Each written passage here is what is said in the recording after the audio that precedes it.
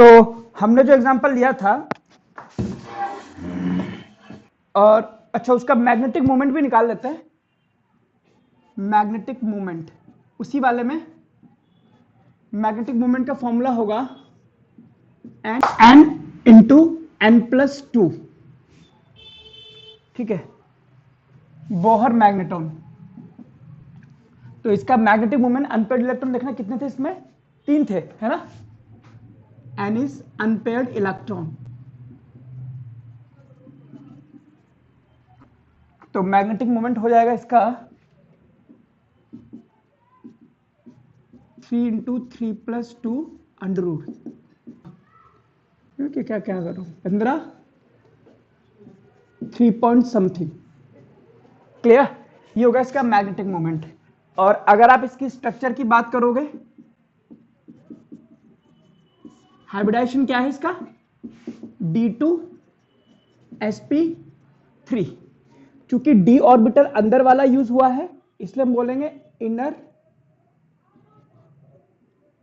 Orbital compound. और D2sp3 का मतलब ऑक्टाहेड्रल स्ट्रक्चर हो जाएगी।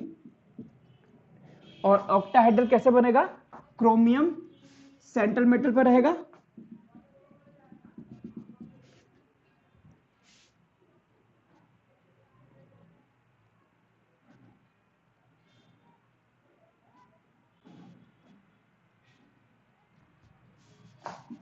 और NH3 अपने लोन पेयर इस क्रोमियम को देगा और इस तरह की स्ट्रक्चर पे रहेगा।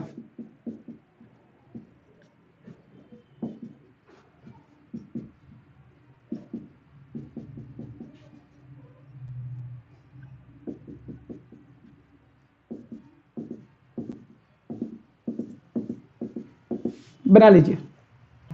अगर इसका नाम लिखूं तो हेक्सा अमाइनो, अमाइन क्रोमियम, कितना चार्ज था इस पे क्रोमियम पे, +3 था ना, क्रोमियम थर्ड। अब सुनो इधर, प्लस चार्ज है तो यहाँ पे +3 करके दिखा देना, और यहाँ लिख देंगे आयन है ये, तो यह आ जाएगा क्रोमियम थर्ड आयन। ये तो नाम उसी तरह से हो गया जिस तरह से हम कोऑर्डिनेशन कंपाउंड का नाम लिखते थे। क्योंकि ये आयन है इसलिए हमने आयन दिखा दिया। स्ट्रक्चर ये हो गई, और इस पूरे पर टोटल चार्ज कितना है, +3। हाँ तो नहीं नहीं, ये ब्रैकेट लगाया है। चलिए अगला ट्राई करते हैं। आएगा,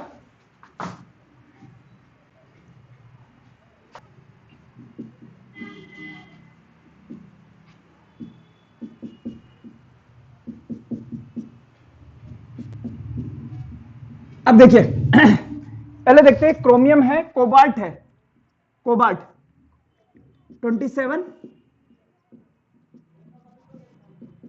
3d7 4s2, कोबाल्ट +3। क्लियर, +3 में है तो ये तो वैसे ही रहेगा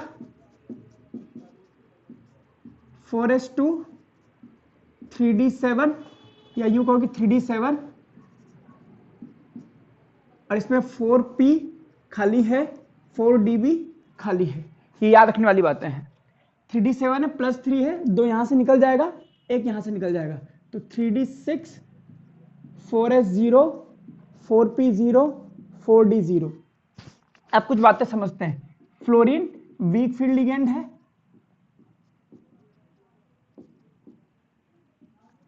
पेयरिंग नहीं होगी, ठीक है। और D1 2 3 9 और 10 में पेयरिंग नहीं होती, और ये D6 है, ठीक है। और मुझे कितने वैकेंट ऑर्बिटल चाहिए कोबाल्ट के, 6। यहां पे 3d कितना है, 6, 1 2 3 4 5, 6 electron, 1 2 3 4 5 and 6। Clear, 4s 4p और 4d। ओके, तो पेयरिंग होगी नहीं, ऐसा कैसा रहेगा, मुझे चाहिए 6 ऑर्बिटल, एक लेना पड़ेगा S से, 3 लेने पड़ेंगे P से और 2 लेने पड़ेंगे D से। तो हाइब्रिडाइजेशन हो जाएगा sp3d2। D कौन सा वाला यूज करा है, बाहर वाला, तो ये कौन सा हो जाएगा, आउटर ऑर्बिटल कंपाउंड। तो sp3d2, 3 तो 5 और 1 6, इन सबको मिला करके एक ऑर्बिटल बनाया जाएगा, 1 2 3 4 5, ये होगा sp3d2 हाइब्रिडाइज्ड ऑर्बिटल। कितने हैं ये, 6। और अंदर की तरफ ये वाले ऐसे कैसे ही रह जाएंगे,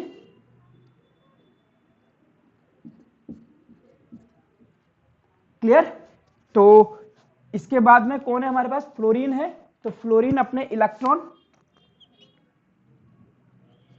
एक इसमें रखेगा, इसमें इसमें इसमें कोऑर्डिनेट बॉन्ड बन जाएगा इनके बीच में,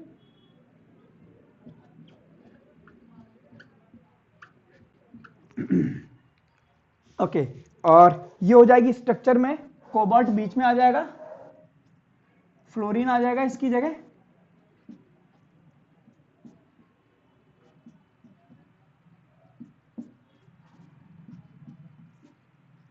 आयन पे 4 से +3, ओके। अब यहां बात करते हैं, ये हो गया sp3d2 यानी कि outer orbital compound.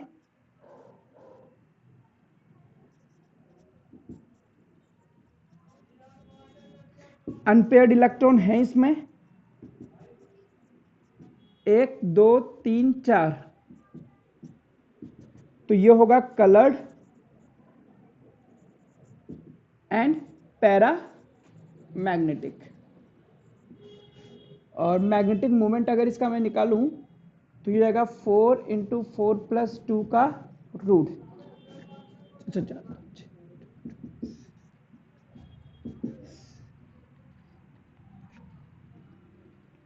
4 point something. और क्या बाकी बचा इसमें, हाइब्रिडाइजेशन हो इसका sp3d2 और स्ट्रक्चर हो जाएगी इसकी ऑक्टाहेड्रल।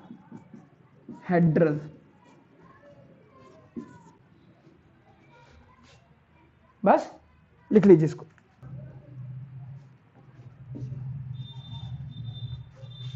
अगला लिखते हैं hexacyanoferrate third ion. Hexacyanoferrate third ion, hexacyanoferrate third ion यानी कि iron CN6 ferrate third iron 26, argon के 18, 3d6 4s2 4p0 4d0, clear. Iron +3 में है तो आयरन +3 का लिख देता हूं, 3d6 3d5 4s0 4p0 d0, 1 2 3 4 5, clear. S P और D, ओके। अब साइनाइड पे आओ, स्ट्रॉन्ग फील्ड लिगेंड है, पेयरिंग होगी। अब पेयरिंग का मतलब क्या होता है, क्या होता है इसमें जो लिगेंड्स होते, आयरन जो होता है, आयरन के ऑर्बिटल इस तरह से अरेंज होते हैं। इतना ज्यादा हम इसको डीप में नहीं पढ़ेंगे, इस तरह से आयरन के ऑर्बिटल अरेंज होते हैं, हेक्सा है ना। तो जब लिगेंड आता है तो लिगेंड इसी की डायरेक्शन से आता है, इस पे अटैच होने, इस तरह से। तो लिगेंड के इलेक्ट्रिक फील्ड की वजह से इसके इलेक्ट्रॉनों पे फोर्स लगता है और इसके इलेक्ट्रॉन अपने ऑर्बिटल से निकल करके दूसरे ऑर्बिटल में एंट्री करना शुरू करते हैं, इस तरह से। तो फाइनल स्ट्रक्चर में ये इस तरह से होता है।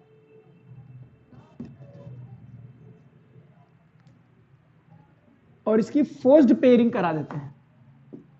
अनपेयर्ड था ना पहले ये, फिर इसकी फोर्स्ड पेयरिंग करा देगा। ठीक है, अब ये हो गया आपके पास सेम ऑर्बिटल निकल के जाएगा, ऐसा नहीं यहां का इलेक्ट्रॉन निकल करके यहां जा रहा है।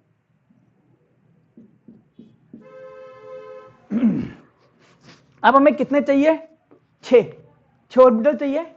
2 यहां से ले लेता हूं। अगर ये पेयरिंग वाला कॉन्सेप्ट नहीं होता तो आप एक एस यहां से लेते, पी के 3 यहां से लेते और डी के 2 यहां से ले लेते। बट इसने पेयरिंग करा दी तो यहां के 2 खाली हो गए, इसको बोलेंगे इनर ऑर्बिटल sp3। तो ये एक हाइब्रिडाइजेशन हो जाएगा, d2sp3 हाइब्रिडाइजेशन। अब क्या होगा?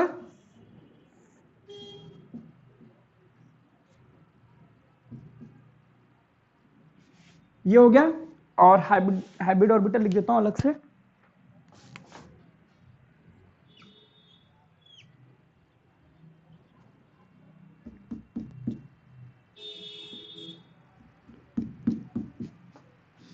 साइनाइड,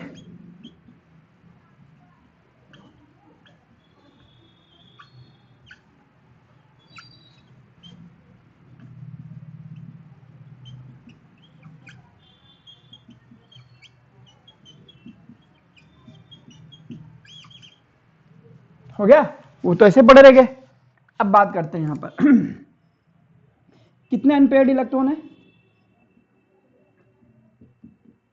1 वीकली पैरामैग्नेटिक कलर्ड, और अगर मैं मैग्नेटिक मोमेंट निकालूं तो 1 + 2 का रूट बोहर मैग्नेटॉन, फिजिक्स में पढ़ा होगा आपने।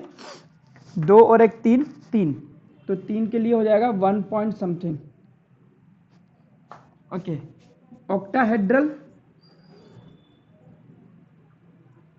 इनर ऑर्बिटल कंपाउंड, और इसकी भी स्ट्रक्चर सेम होगी। Iron cyanide,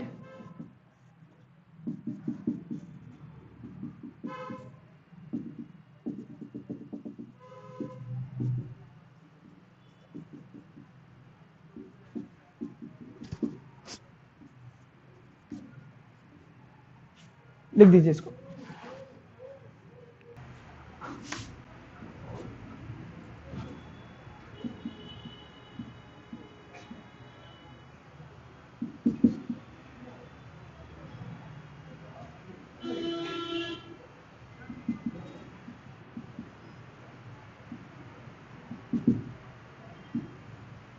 D2sp3 hybridised orbital. अगला ट्राई करना अपने आप।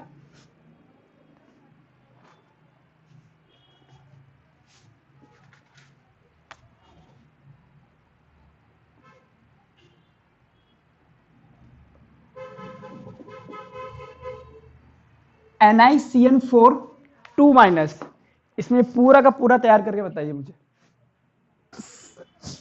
ये कौन है? D2sp3 बोला सर मैंने। हाँ, D2sp3 यानी कि 3 4 5 6 ऑर्बिटल तुमने खाली करा दिए, जबकि इसको तो 4 ही चाहिए, CN नंबर तो 4 है। यह है NiCN4-2, तो स्ट्रॉन्ग फील्ड लिगेंड है, पेयरिंग होगी, CN नंबर 4 है। निकिल पे हो गया चार्ज, ये 4 है, इसका -4 होगा और इसका होगा +2, तभी जाएगा। तो निकिल आपके पास 28 होता है, 3D8 4s2।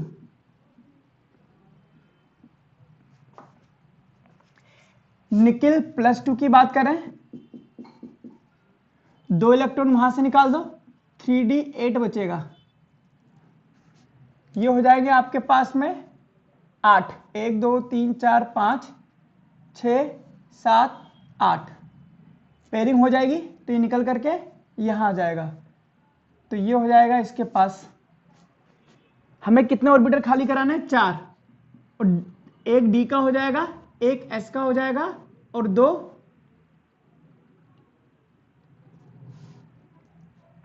DsP2।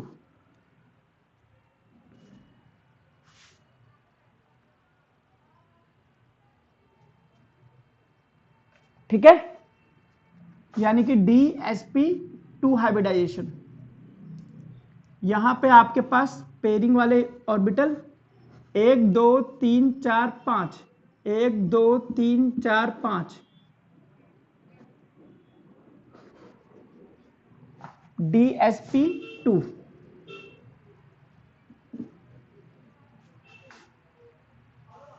हो गया। अब बात करते हैं अनपेयर्ड इलेक्ट्रॉन 0, ये हो जाएगा डाईमैग्नेटिक, कलरलेस। स्ट्रक्चर कैसा होगा इसका? Square planar.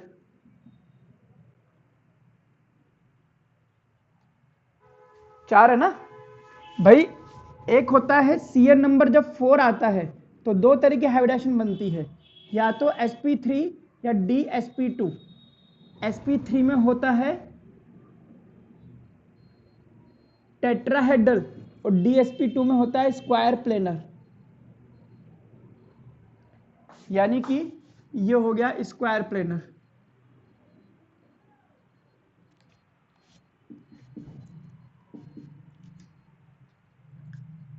सिंपल।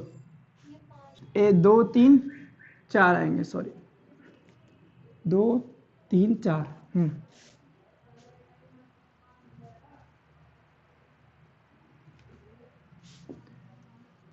ध्यान से करो बेटा, ऐसे मत करो क्योंकि दिखा कुछ और आपको। वही देखो जो लिखा है उसमें क्या है। क्यों भाई, कुछ और क्यों देख रहे हो तुम? और NiAl कर रही है तो ये नहीं सोच रही यहाँ पे निकल भी मेटल है, एल्यूमिनियम भी मेटल है, लिगेंड तो है ही नहीं एल्यूमिनियम। क्यों भाई? NiCO4 करना। मैं मुंह से बोल रहा हूं मुस्कान, तो सुन भी लेना एक बार। NiCO4, ये रहा कार्बोनाइल। ब्रैकेट लगा के लिखा है ना, देख मैंने CO एक ही लिगेंड हुआ ना। देखो एक चीज तो समझ लो, आप लिख लेना कहीं पर नोट करके, रिमार्क करके, जो चीज लगे कि कंपाउंड आपको 2 ही मिलेंगे। एक वो जिनका CN नंबर होगा 6, एक वो जिनका CN नंबर होगा 4। CN नंबर 6 में या तो sp3d2 हाइब्रिडाइजेशन जाएगा या d2sp3 जाएगा, और दोनों ही केस में स्ट्रक्चर निकलेगी ऑक्टाहेड्रल।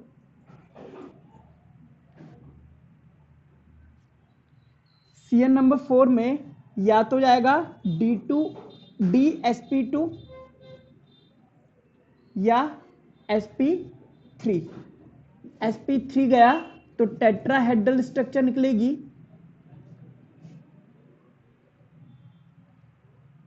अदरवाइज स्क्वायर प्लेनर निकलेगी। ये तो पता है ना आपको, टेट्राहेड्रल ऐसा होता है, स्क्वायर प्लेनर ऐसा होगा। ठीक है, मेटल यहां होगा, लिगेंड यहां होंगे, और ये भी आपको पता ही है ना। क्लियर? पहले ये लिख लीजिए कहीं पर। अब इस कंपाउंड को घूर घूर के देखिए।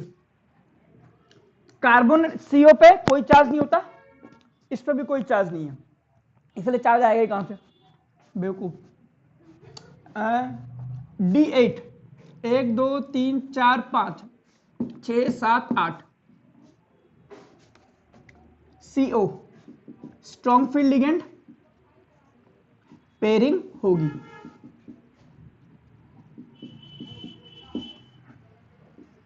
इतनी बात मुझे पता लग गई, एग्जामिनर को मत बता दूं यही लिख करके पेयरिंग होगी। हाँ ठीक है, ये आपने इसकी पेयरिंग कराई, ये आ गया यहाँ पे 3 4 5 6 7 8 हो गया।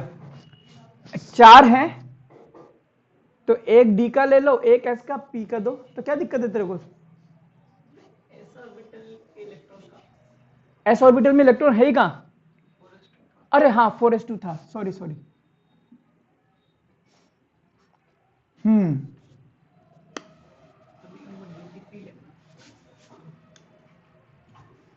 Zoom zoom. अब पी के 3 ले ले। बिल्कुल, पता है बात सही है मेरी, मतलब बात सही है तुम्हारी भी, लेकिन आपको याद होगा 3d और 4s में एनर्जी गैप इतना कम होता है। याद कीजिए क्रोमियम का भी एक, जब हाइब्रिडेशन बोल रहा हूं, इलेक्ट्रॉनिक कॉन्फ़िगरेशन लिखते हैं तो एस से इलेक्ट्रॉन डी में कूद जाते हैं। क्रोमियम और कॉपर एक्सेप्शन थे ना, ये आपके पास 29 होता है तो 3d9 4s2 था, तो यहां से इलेक्ट्रॉन यहां कूद जाते हैं, तो ये 3d और 4s में हो जाएगा, ऐसा नहीं 4p से कूदा दो। तो इनकी एनर्जी ऑलमोस्ट सेम है, तो ये हो जाएगा sp3। तो sp3 हाइब्रिडाइजेशन हो जाएगा, ये रहा, ये हो गया पूरा, ठीक है। CO के इलेक्ट्रॉन आ जाएंगे,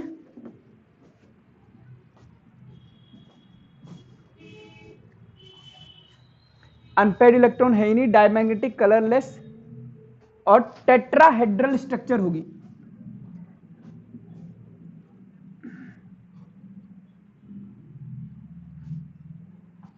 टेट्राहेड्रल का मतलब समझते हैं ना आप लोग? निकिल,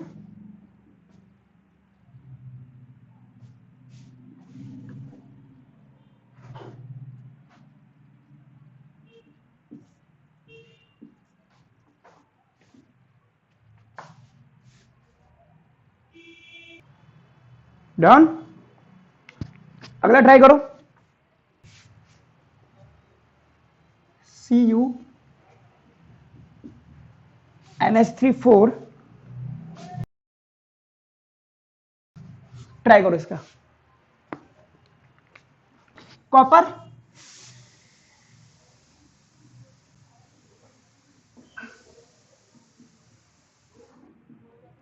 कॉपर +2,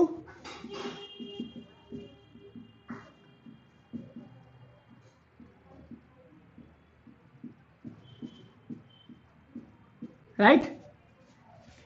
अगर ये D9 लिखूं मैं,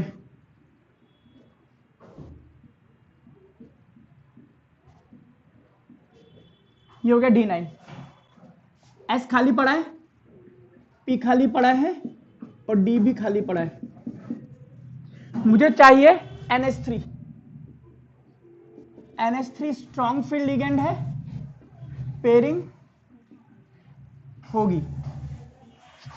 4 चाहिए मुझे, तो एक S ले लेता हूं, 3 P के ले लेता हूं और हो जाएगा मेरा sp3 hybridisation,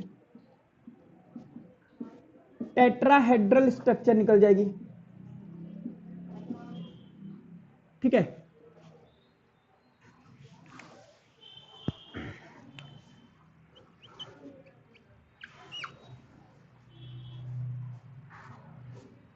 but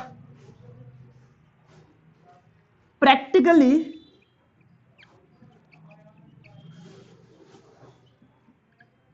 its structure found to be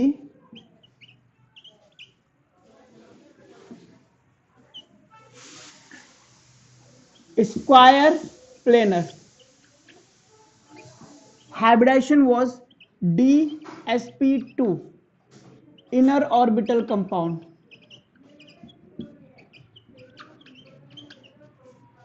यानी कि VBT यहां पर फेल हो गई, thus VBT fails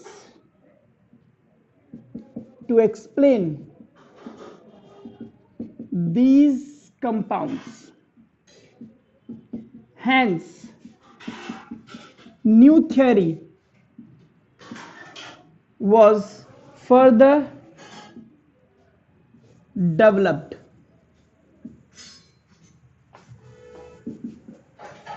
that is called as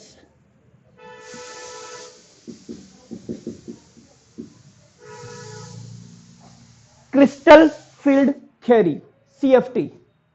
और ये CFT हम नेक्स्ट क्लास में पढ़ेंगे। अब आप बोलोगे सर हमें कैसे पता लगेगा, हमारे तो आगे तो ऐसा ही होता है, ऐसा होता है, वो सब बता दूंगा मैं, ठीक है। ऐसा कोई क्वेश्चन आएगा नहीं पहले तो आपको। VBT में भी कुछ बुराइयां थी, आज मैं नोट्स अपलोड करूंगा तो उसको ध्यान से पढ़ना, ठीक है। वैसे तो एनसीईआरटी में भी लिखा है। तो अगली थ्योरी हमारे पास आएगी CFT, और इसका आंसर ये समझ लीजिए कि आप कुछ भी मान लीजिए, अब इसको एक्सप्लेन करने का एक ही तरीका है कि मुझे डी खाली करना पड़ेगा। तो डी अगर खाली करूंगा तो ये इलेक्ट्रॉन डालूंगा कहां पे, तो ये समझ लो कि ये इलेक्ट्रॉन इधर कहीं आ गया होगा, तो ये खाली हो गया, और कोई ऑप्शन नहीं है। मैंने बोला VBT नहीं समझा पाएगा, CFT से समझाऊंगा इसको मैं।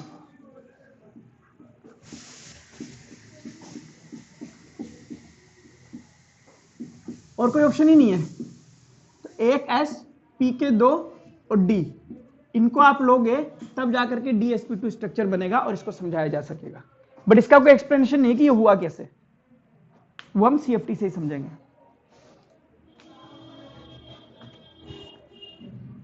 जो हम पढ़ेंगे नेक्स्ट क्लास में।